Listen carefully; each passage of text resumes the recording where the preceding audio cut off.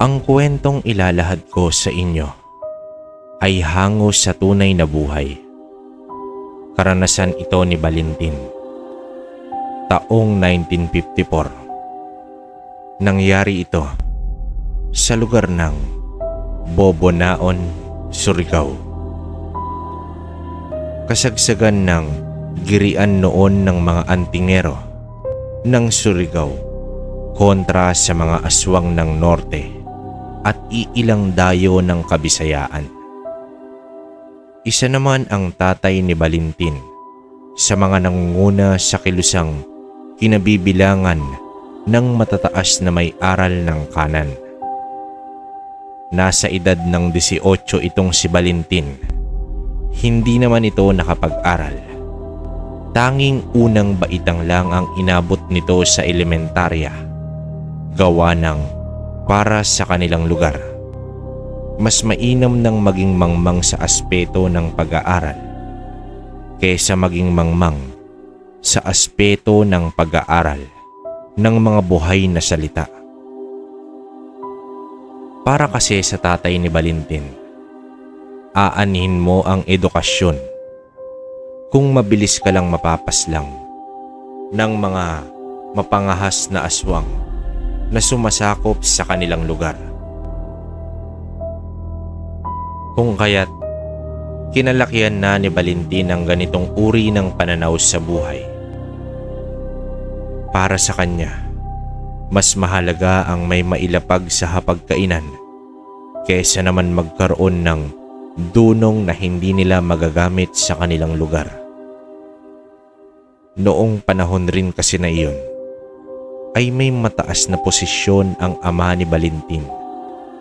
Ito kasi ang kabesa de barangay sa kanilang lugar. Ultimo ang iilang rebelde ay nagbibigay pugay sa pamamunong binibigay ng kanyang nasasakupan. Itong taong ring ito ay masarap rin ang buhay ni Valentin. Maging ang bisyo nitong pag-iinom ng alak at paninigarilyo ay walang problema sa kanyang ama. Ang ina kasi ni Valentin ay may pinapatakbong iilang bangka na pumapalaot at siya rin ang naglalagay ng butaw, kung kaya't kikita at kikita pa rin sila anuman ang mangyari. Isang araw, nagpatawag ng pagpupulong ang ama nitong si Valentin. Patungkol ito sa isang balita na nasagap ng isa niyang disipulo sa kanilang bayan. Ayon dito, nagbabadya raw ang pag-atake ng mga aswang sa kanilang baryo.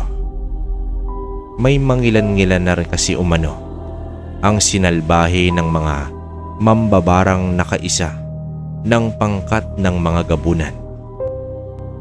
Meron namang kanang kamay ang kanyang ama na itago na lang natin sa pangalang Abel. Ito ang mersenaryo sa kanilang grupo. Bukod kasi sa batak ito, ay ito rin ang pangunahing pumupuksa sa mga aswang at nakilala ito dahil sa pawang walang awa ito kung pumatay. Si Abel ay matalik na kaibigan ng kanyang ama. Ito rin kasi ang kasabay nito sa paglaki. Maging sa paghahanap ng mga mutya ay magkasama ang dalawang ito. Hanggang sa tuluyang naging dalubhasa ang dalawa. Habang nagpupulong na sila, ay may kakaibang nararamdaman itong si Valentin kay Abel. Tila kasi may kakaiba sa mga ikinikilos nito. Naroon ng mayat maya na paglabas nito at magsisindi ng sigarilyo. Napansin pa noon ni Valentin ang pagiging aligaga nito at palinga-linga sa paligid. Tansyado rin ni Valentin na pasado 8:00 na ng gabi. Hindi naman raw mainit noon Pero butil-butil na pawis ang inilalabas sa katawan nitong si Abel. Dahil sa kuryosidad ni Valentin, ay marahan itong lumapit sa kaibigan ng kanyang ama habang nagwiwika ito ng, "Tio Abel, may problema ba? Pansin ko kasi na parang kanina ka pa di mapalagay. Pwede mo sabihin sa akin habang abala si ama. Alam mo na, baka makatulong ako." Wika ni Valentin kay Abel. Doon ay saglit na natulala itong si Abel. Humithit muna ito sa hawak na sigarilyo, saka tuluyang sumagot sa kanya ng, "Oh, ikaw pala Valentin." Hindi, wala. Medyo maalinsangan lang ang paligid. Papasok na rin ako. Ubusin ko lang to." Wika ni Abel kay Valentin na noon ay medyo duda sa naging sagot nito. Di naman na sumagot itong si Valentin. Minarapat na lang nito ang magsindi na rin ng isang sigarilyo saka pumwesto sa ilalim ng puno. Tahimik noon ang kapaligiran. Tanging mga tunog ng kulisap at iilang insekto lang ang naririnig ni Valentin. Tanaw naman ito ang kubol kung saan andon ng kanyang ama at iilang kagrupo nito. Nang malingat siya ay napansin niyang nawala si Abel sa paligid. Unang beses raw kasi na mangyari yon. Kadalasan ay laging ito pangaraw ang nangunguna sa pagsasalita sa grupong iyon. Ilang minuto pa ang lumipas noon. Nakaramdam itong si Valentin ng kakaiba sa paligid. Ang sariwang hangin kasi noon ay tila naging amoy malansa at napakabaho. Maya-maya pa ay may iilang mga aso na ang lumapit sa kubol kung saan naroroon ang ama ni Valentin. Nakita niya na nasa wangis ito ng isang dambuhalang aso. Ang itsura pangaraw nito ay parang may sa demonyo dahil sa sobrang pula ang mata nito na noon ay nasisinagan ng liwanag na nagmumula sa buwan. Mabilis naman ang mga sumunod na pangyayari. Bigla ang pumasok noon ang iilang dambuhalang aso. Siguro ay nasa 5 aso iyon. Kasunod nito ang sigawan na naganap sa loob ng kubol. Nakita naman ni Valentin ang kanyang ama na nakatarak ang hawak nitong talibong sa isang aso habang pilit na nagpupumiglas mula sa pagkakahawak nito. Mabilis niya ring naaninag ang bibig nito na tila nag-uusal ng isang pangtigalpo. Akala ni Valentin ay ayos na. Alam niya na sa kanyang sarili na kayang-kaya ng ama niya ang ganoong uri ng nilalang. May iilang alam itong si Valentin sa kumbate pisikal, ngunit sa kumbate espiritual ay hindi pa nito gaanong sineseryoso ang lahat.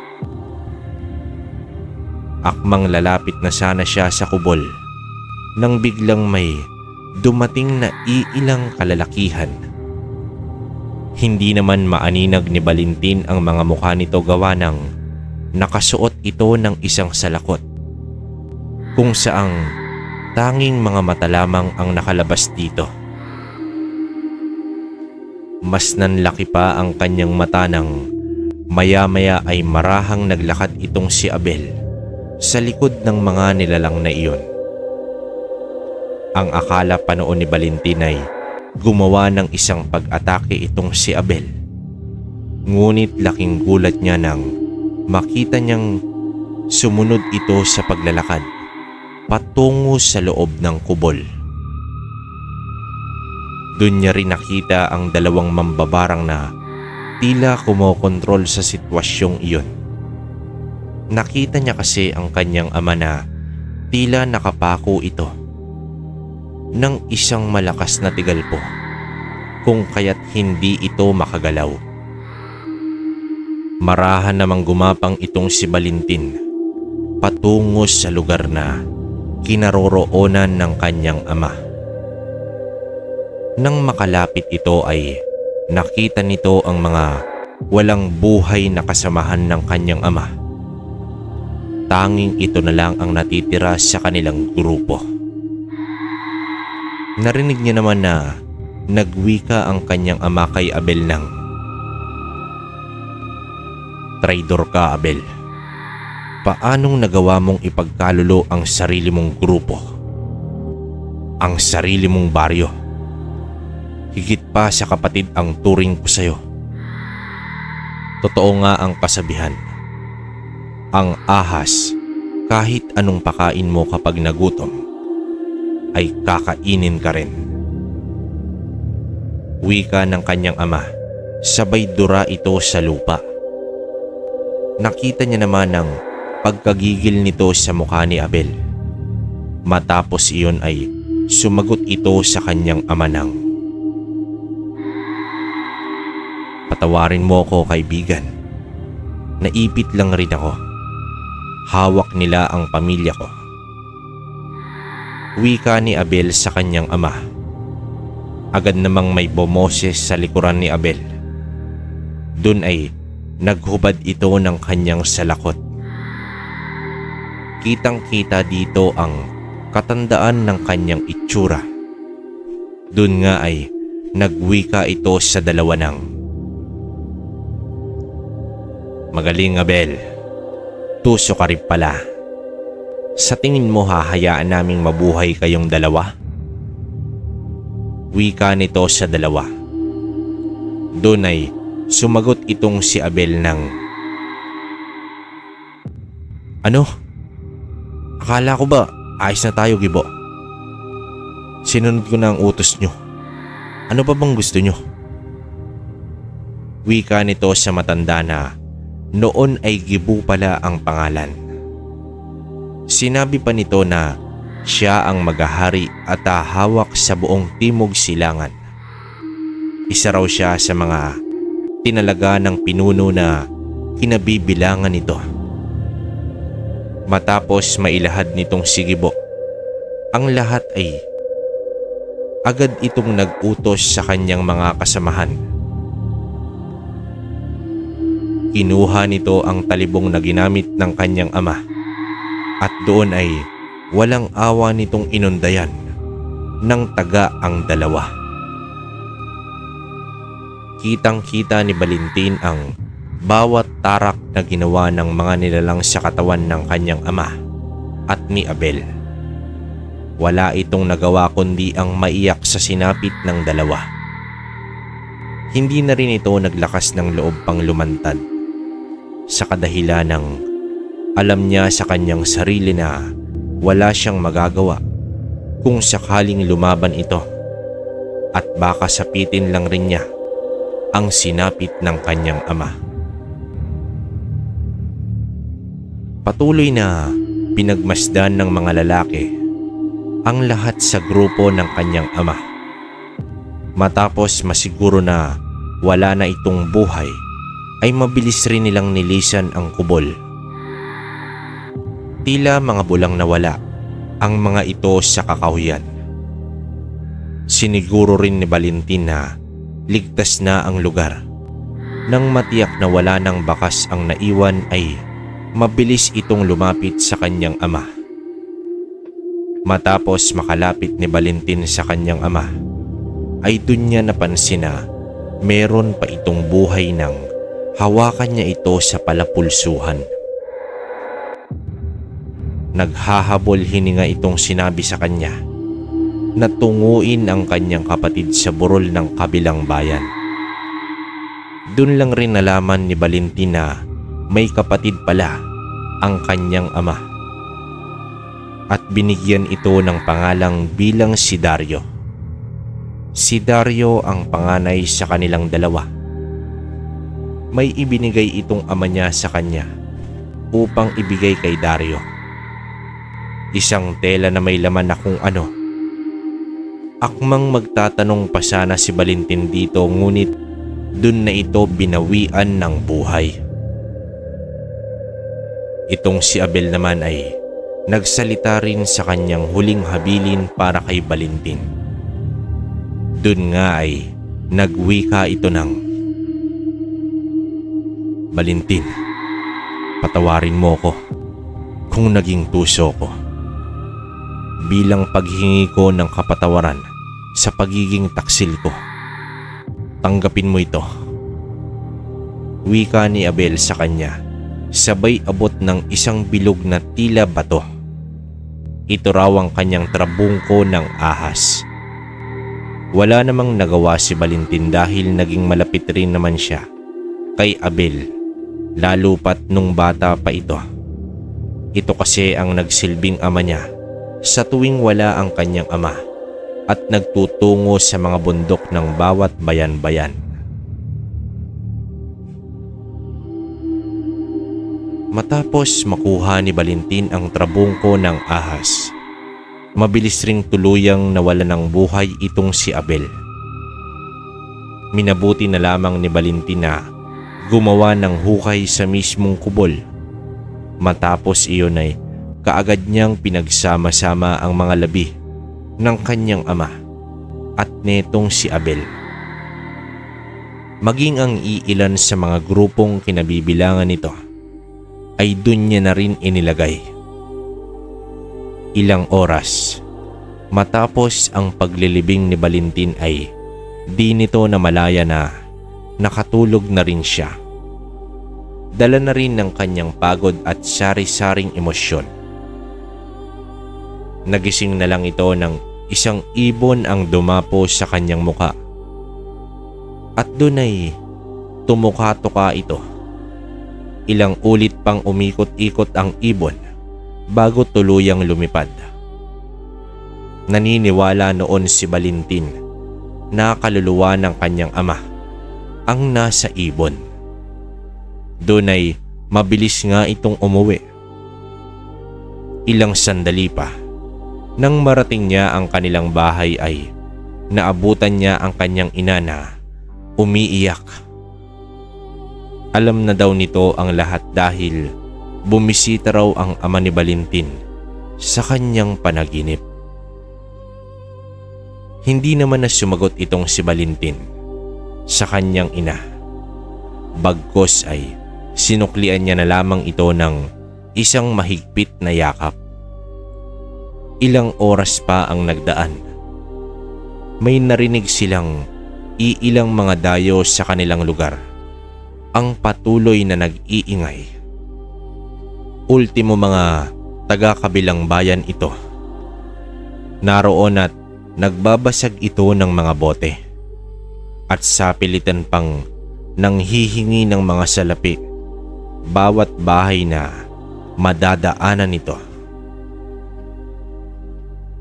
Nang matapat na sa bahay nila, ang mga nilalang ay mabilis itong kumatok. Minarapat naman ni Valentin ang magtago sa ilalim ng katre. Narinig pa nito ang isa sa mga lalaki nang magwika ito ng, "Naamoy kong dugo ng antingero sa pamamahay na to. Mukhang may natira pa sa mga pinatay natin." Wika ng isang lalaki, sabay saglit na nagpalinga-linga sa kanilang bahay. Hindi maaari dahil pinatay na ni Gibo ang lahat, maging ang kabesa de barangay at mga kasamahan nito. Sagot ng isa pang lalaki. Doon ay nanlaki ang mata ni Valentin. Sa puntong iyon ay alam niyang iyon ang grupong pumatay sa kanyang ama at kay Abel. Marahan lang siyang nagtago upang hindi na rin magtagal ang pag-uusisa ng lalaki, ay agad namang lumabas ang ina ni Valentin upang magbigay ng buwis na hinihingi nito. Tila mga halimaw ang nasa harapan nila dahil wala pang 24 oras magmula nang mangyari ang insidente, ay parang wala lang sa mga ito. Nang makalayo na ang mga kalalakihan ay agad na ring pumunta ang ina ni Valentin sa kanya upang sabihan ito. Nagwika pa ang ina nito sa kanya na may sinabi ang kanyang ama sa panaginip nito. Pinalipas lang nila ang buong umaga na iyon. Nang tuluyang takpan ng dilim ang kalangitan, ay mabilis na nagtungo ang mag-ina sa likod bahay. Dala-dala ni Valentin ang isang pala. Dun nito hinukay ang lupang tinuturo ng kanyang ama. Nang sa mahigit 3 talampakan na ang lalim nito ay may natamaan na kung anong bagay itong si Valentin. Saglit pa itong naghukay. Dun na tumambad sa kanya ang isang baul na may lapad na 3 pulgada. Agad nilang pinagtulungang mag-ina ang pagkuha ng baul. Kasabay nito ay mabilis nilang ipinasok bago tuluyang buksan. Labis namang kinagulat ni Valentin nang makita ang laman ng baul. Meron kasi roon isang pahaba na ginto at ang iba ay purong kagamitan sa pagiging antingero. Ang mas pumukaw sa atensyon niya ay ang isang habay kung saan may mga usal na nakaburda. Ang halos karamihan pa doon ay purong salitang Latin. Ang habay na tinutukoy dito ni Valentin ay ang bandana na ibinabalot sa ulo. Bukod roon ay nakuha niya rin ang isang medalyon ng Sator Coronados. Bukod dito ay meron pa doong isang lana na nakalagay sa garapon. Ang lanang ito ay may kasabay na palaspas at iilang ugat ng puno ng makabuhay.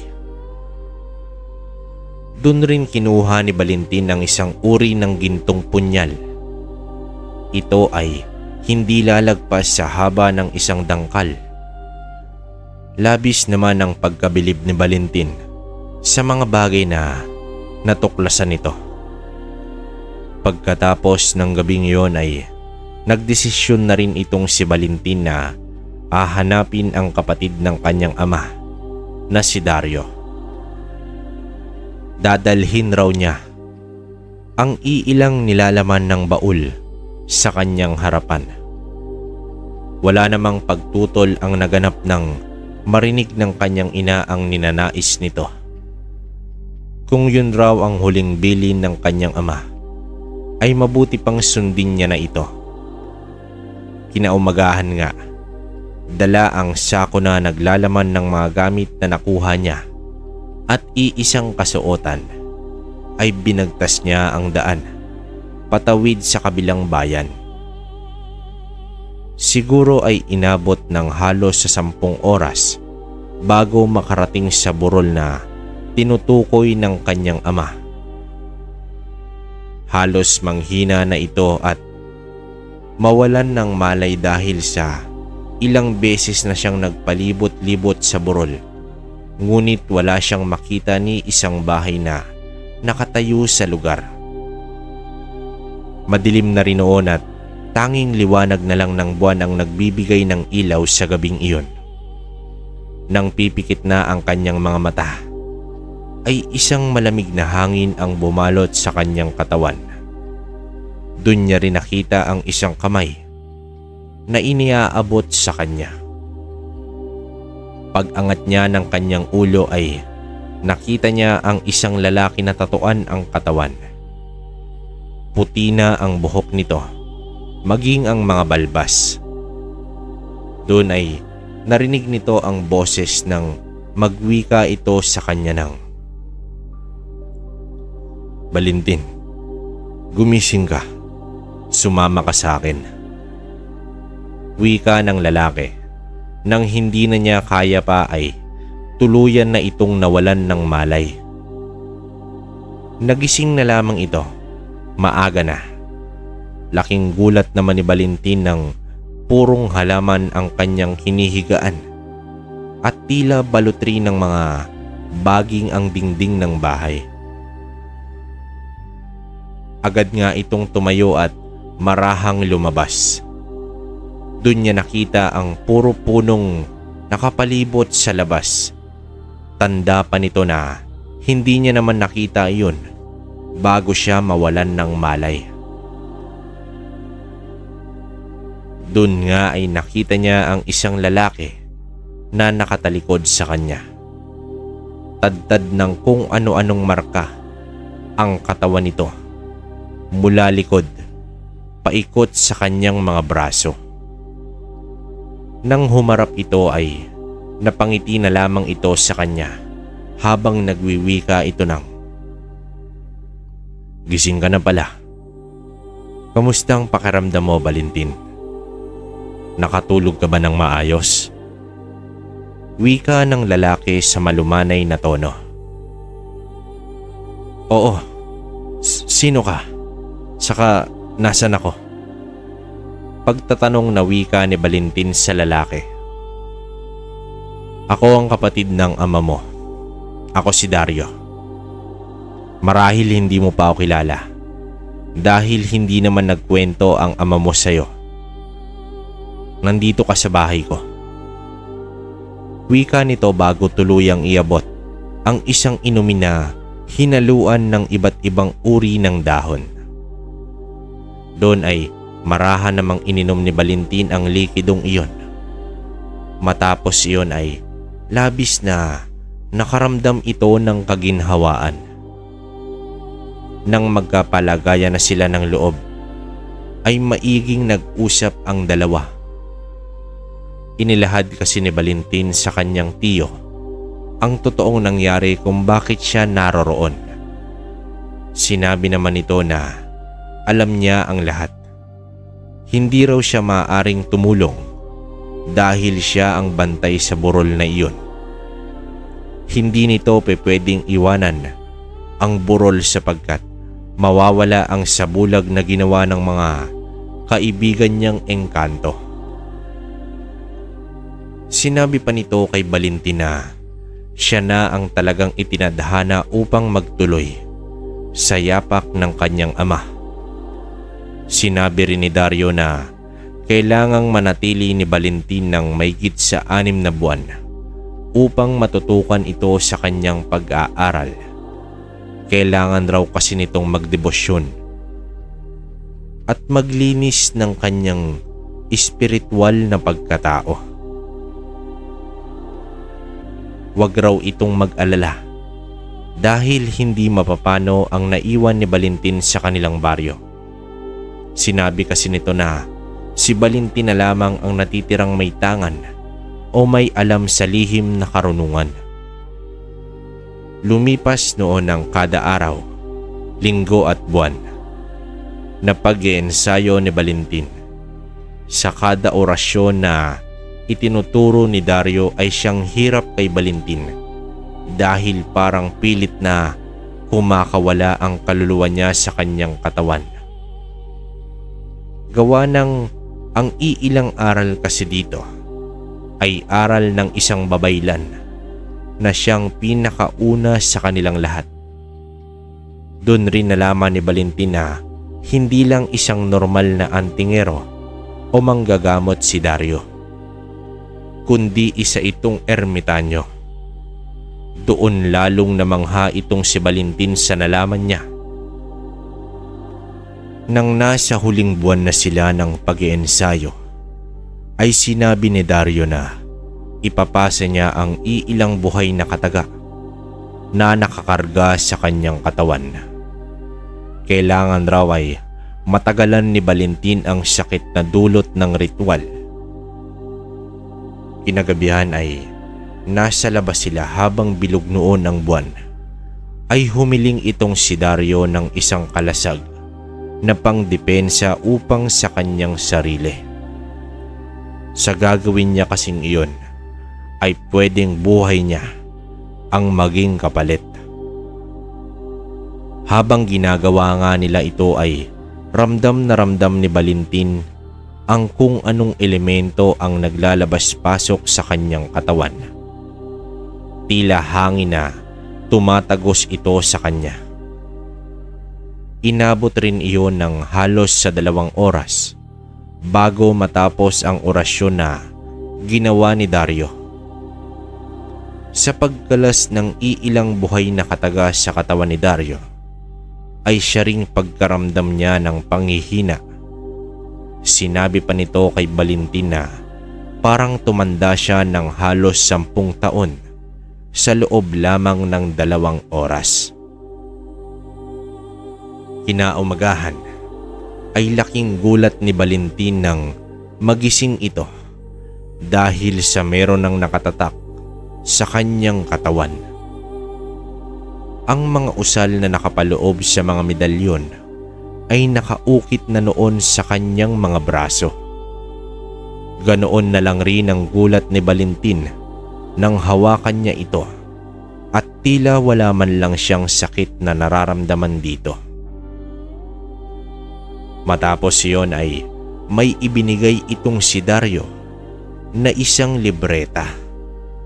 Sinabi nito na dasalin ang orasyon para sa pagpapatalas ng memorya para makabisa nito ang orasyong Aklat ni Haring Metatron. Bigyan ko lang kayo ng konting deskripsyon mga kabaryo patungkol sa Metatron. Si Metatron ay isa sa mga lingkod ng Diyos na nakatira sa ilalim ng trono nito. Siya ay mabalasik na tagapagbantay at lumalaban sa lahat ng kasamaan. Si Metatron ay nagtataglay ng liwanag na hindi kayang lapitan ng anumang uri ng masasamang nilalang. May kakayahan siyang pigilan at wasakin ang lahat ng uri ng kasamaan. Ang Diyos ang siyang nagbibigay ng mga utos sa kanya upang lumaban sa lahat ng masasama. Walang uri ng kasamaan ang makahaharap sa kanya. Lahat ng masasama ay mawawasak at masisira sa kanya. Ang liwanag niya ay higit pa sa araw. Walang makakalaban na masama sa kanya. Ang aklat na ito ay tungkol kay Metatron. Ang sino mang magtaglay na kabutihan sa kanyang puso at nagnanais na lumaban sa kasamaan ay maaaring manalangin kay Metatron upang matulungan sa pakikibaka laban sa kasamaan. Minsan na siyang bumaba sa lupa bilang si Enoch. Ang kanyang kapatid ay si Sandalphon na minsan ring bumaba bilang si Elias. Isa sa kanyang mga sikretong pangalan ay Yahuel, ang anghel ni Yahweh. Si Metatron ay naaatasan minsan na magpunta kina Zeus at Thor. Sila ay nagsubukan ng kanilang mga kakayahan, ngunit ang nangibabaw sa kanila ay walang iba kundi itong si Metatron. Kinilala si Metatron bilang kagilagilalas na lakas ng kulog at kidlat. Ang kanyang kulog at kidlat ay lalo pang pinabagsik at pinatapang ng pagbasbas ni Zeus at Thor sa kanya. May sariling mundo na tinatahan si Metatron at ito ay nakapwesto sa ibabang trono ng Microporus o Diyos ng Salita, ang Kristong Universal. Tumatanggap ng utos si Metatron sa parehong Diyos ng Macroporus at Diyos ng Microporus. Liban sa dalawang ito, ay wala nang ibang Diyos na sinusunod si Metatron. May ipinagkatiwalang 7 titik kay Metatron na kung saan ang mga ito ay nakalagay sa aklat ng buhay. Minsan, pinagkatawang tao ng Diyos si Metatron bilang si Enoch at siya ang namagitan sa mga anghel na nagrebelde sa Diyos at sa Diyos. Ang kanyang kapatid naman ni Sandalphon ay ibinaba minsan sa lupa bilang si Propeta Elias at si Juan Bautista bilang tagabautismo sa mga Mesiyas. Minsan ibinaba ng Diyos sa pamamagitan ni Metatron ang 10 utos. Hindi ito nasunod ng tao. Bagkus ang mga tao ay sumamba sa Diyos-Diyosan at gumawa ng mga kasamaan at kahalayan. Sa galit ni Metatron, nagpakalat siya ng mga kidlat na ikinamatay ng marami. Si Metatron ang sumama sa kanila. Siya ang kausap ni Moises bilang kinatawan ng Diyos upang ang Israel ay maligtas mula sa pagkakaalipin sa Ehipto at magkaroon ng bagong buhay sa lupang pangako. Si Metatron ngayon ay nakahimpil sa kanyang sariling mundo, naghihintay ng atas mula sa kanyang Diyos upang gawin ang anumang ipapagawa nito. Balik tayo sa istorya mga kabaryo. Si sender naglagay nun. Si Valentin noon ay handa nang bumalik sa kanilang lugar. Makalipas ang ilang buwang pag-aaral sa ilalim ni Dario, ay handa na niyang lipunin ang lahat ng may gawa sa pagkamatay ng kanyang ama. Masaya ako, Valentin, dahil ngayon ay handang-handa ka na sa isang digmaan. Labis na malalakas ang kahaharapin mo. Kaya't kinausap ko ang isa kong kaibigang engkanto, si Dula. Si Dula ay isang kawal ng prinsipe. Maaari kang tulungan ito sa duelo bilang pagbigay ng iilang lakas espiritual. Batid kong hindi mo siya nakikita pero nasa tabi mo siya, nagmamasid sa lahat ng kilos mo. Paglalahad na wika ni Dario kay Valentin. Maraming salamat, Tiyo, sa lahat ng aral na itinuro mo. Kukunin ko ang hustisya sa pagkamatay nila ama. Wika noon ni Valentin kay Dario. Dun nga ay tuluyan ng naglakbay si Valentin. Naging mabilis ang paglalakbay nilang iyon, gawa ng sa daang ibinigay ng gabay niyang si Dula. Pagkadating nga ni Valentin sa lugar ay halos naging magulo na ito. Gabi na iyon, nasa tansya niya ay 9:00 na, ngunit gising na gising ang mga tao sa labas. At doon niya rin nakita na purong mga bagong muka ang nasa kanila. Alam ni Valentin na andun rin sa baryo nila itong si Gibo, gawa ng ito na ang nagsilbing kabesa de barangay sa kanilang baryo. Gamit ni Valentin ang trabungko ng ahas at iilang buhay na salita. Ito ay lumikha ng ilang napakataas na uri ng kabal at kunat, maging ang iilang usal pang sa bulag ay ginawa rin ito. Kaliwat kanan ang pag-ihip ni Valentin ng tigalpo sa hangin. Maya-maya pa, lumapit ito sa isang nagkukumpulang mga kalalakihan. Batid niyang aswang ang grupong iyon dahil nadarama niya ang isang napakaitim na presensya sa kanila. Doon nga ay isa-isang inundayan ng saksak ni Valentin ang bawat isa. Gamit ang gintong punyal na galing sa kanyang ama, ay halos mahiwalay na ang ulo ng mga ito sa kanilang katawan. May nagtangka pang magpalit ng anyo ngunit bigo ito nang batuhin ito ng isang malakas na uri ng tigalpo ni Valentin. Nakalaunan ay nawalan rin ng buhay.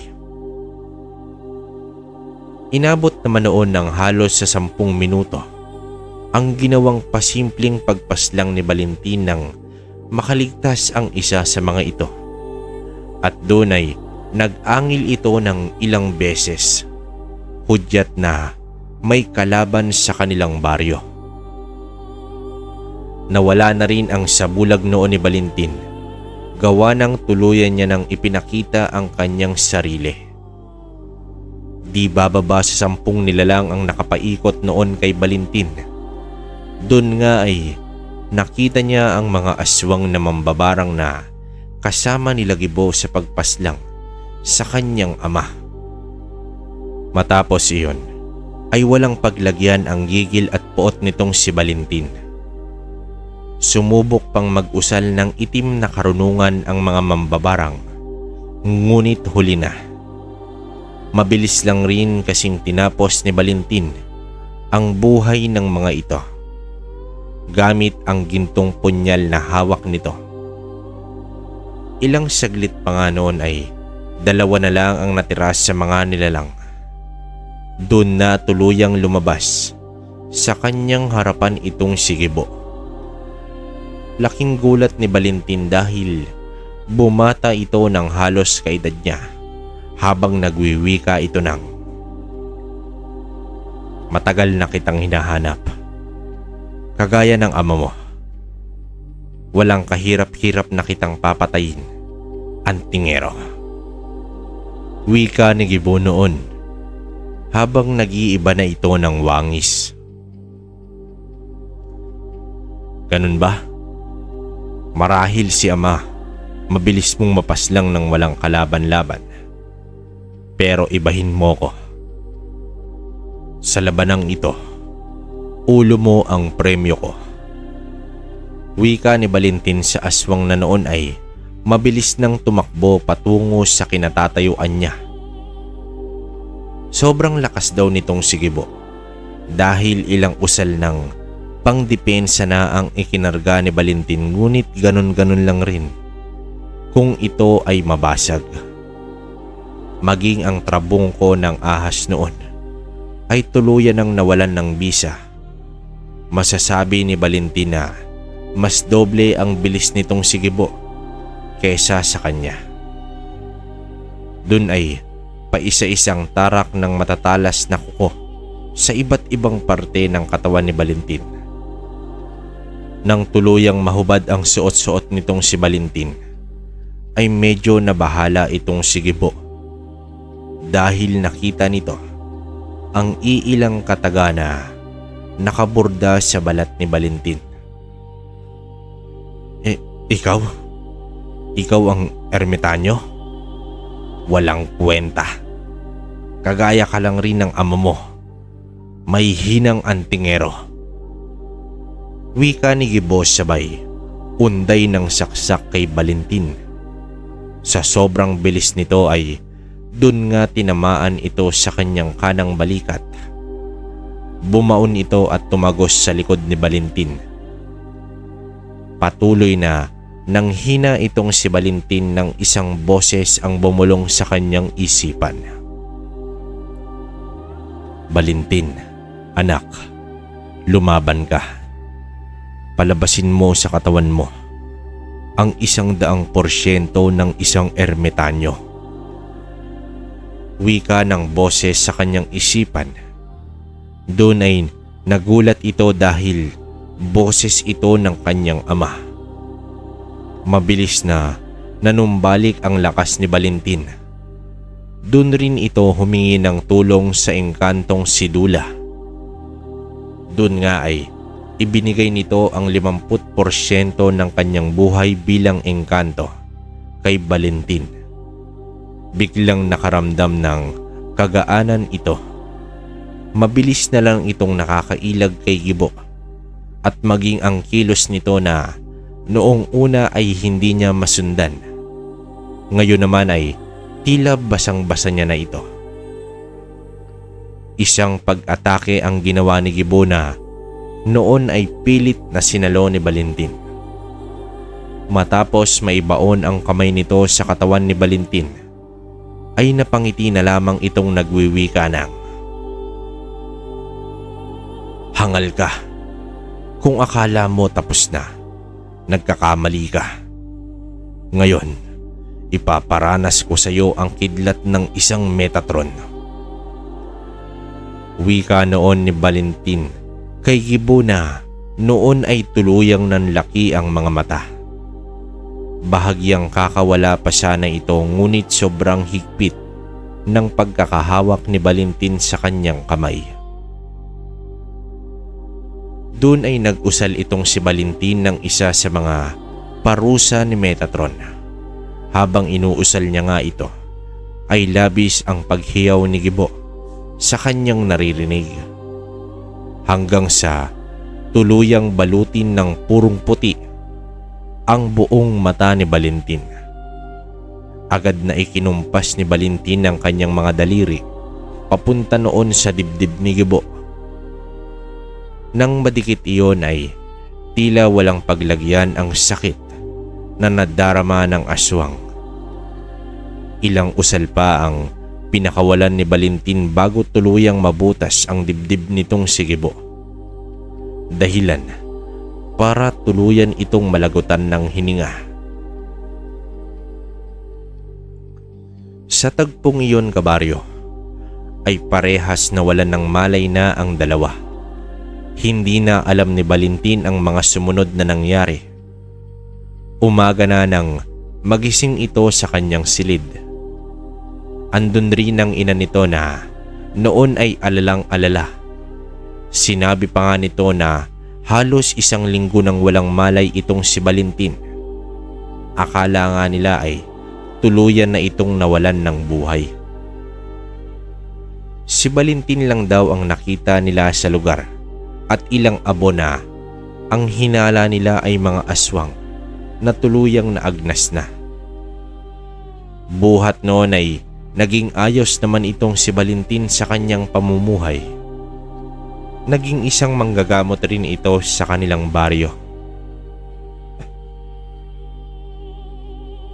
Ngunit nang magkaharap silang muli ng kanyang tiyo, ay nagwika ito na anak pa lang raw ang napapatay ni Valentin.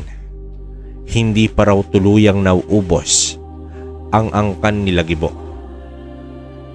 Malamang raw ay naghahanda ito at nagpapalakas.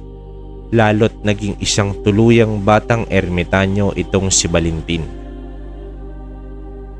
Dito ko na po tatapusin ang kwento, mga kabaryo. Naway nagustuhan ninyo ang istorya ni Valentin